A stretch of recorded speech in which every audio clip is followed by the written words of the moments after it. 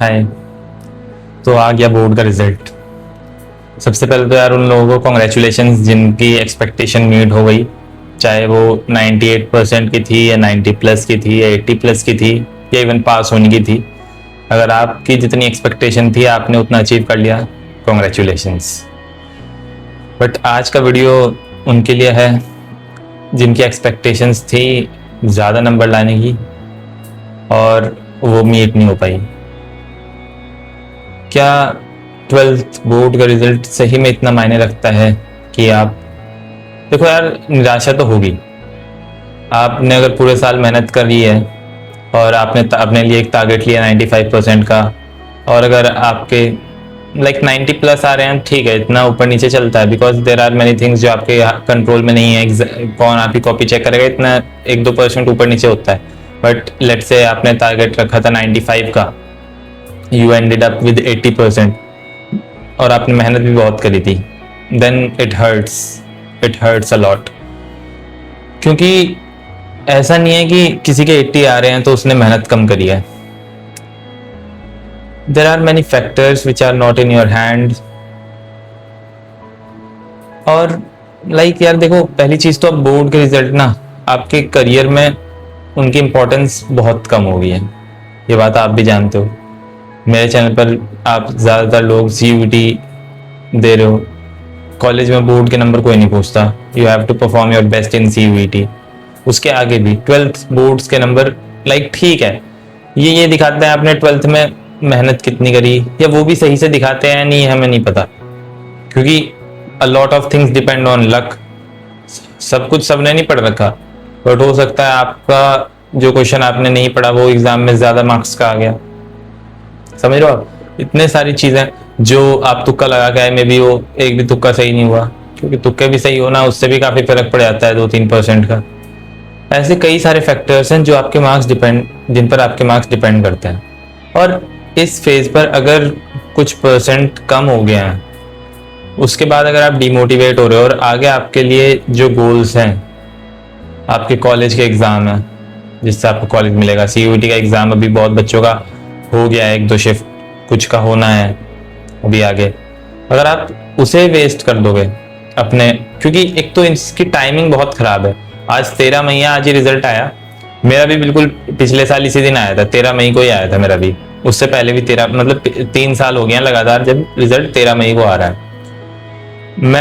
मेरे लिए इसने थोड़ा सा पॉजिटिव काम करा था बिकॉज मेरी परसेंट बनी थी 96.2 और एक्सपेक्टेशन भी मुझे इतनी की थी, और एक सब्जेक्ट जिसमें मैं अपने 100 एक्सपेक्ट कर रहा था उसमें 100 मिल भी गए थे मुझे इकोनॉमिक्स में।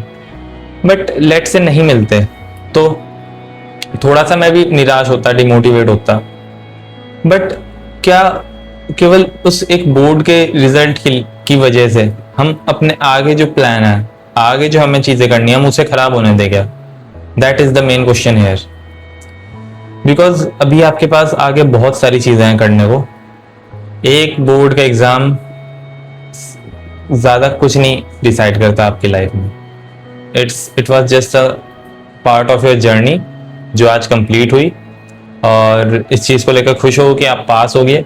देखो, जो लोग फेल हो गए उनके लिए भी मैं क्या ही कहूँ, मतलब अब वो रीटेस्ट देके पास हो जाएंगे, दैट्स इट। बट इसको बहुत ज्यादा सर पे चढ़ा लेना, चाहे आपके नंबर बहुत ज्यादा भी आए हो चाहे बहुत कम भी आए हो, it does not matter. Main बात ये आप ध्यान रखो कि बोर्ड्स के नंबर मैटर नहीं करते हैं, that is the main thing, ठीक है। और वापस आखिरी में वही कहूँगा, ज़्यादा डिमोटिवेट होने की ज़रूरत नहीं है। Just focus on your work. Daily कैसे हम अपना बेस्ट दे सकते हैं उस पर अपना फोकस रखो, डेली कंसिस्टेंसी पर फोकस रखो, डिसिप्लिन रखो। These are the main things. इसके बाद अगर रिजल्ट जैसा हम एक्सपेक्ट कर रहे हैं वैसा नहीं भी आ रहा है, it does not matter lot. बात यह है आपने मेहनत पूरी करी है, वो आपको पता है कि आप रात को पढ़ाई कर रहे थे या गेम खेल रहे थे या कुछ और कर रहे थे, वो चीज़ आपको पता है। जब तक आप अपने से ईमानदार हो, जब तक आपको अपने अंदर ये रियलाइजेशन हो रहा है कि हाँ मैंने रात भर पढ़ाई करी थी, मैंने 10 बजे से सुबह 4 बजे तक पढ़ाई करी थी, मैंने अपनी स्लीप सेक्रीफाइस करी थी, मैंने कई चीज़ें सेक्रीफाइस करी थी।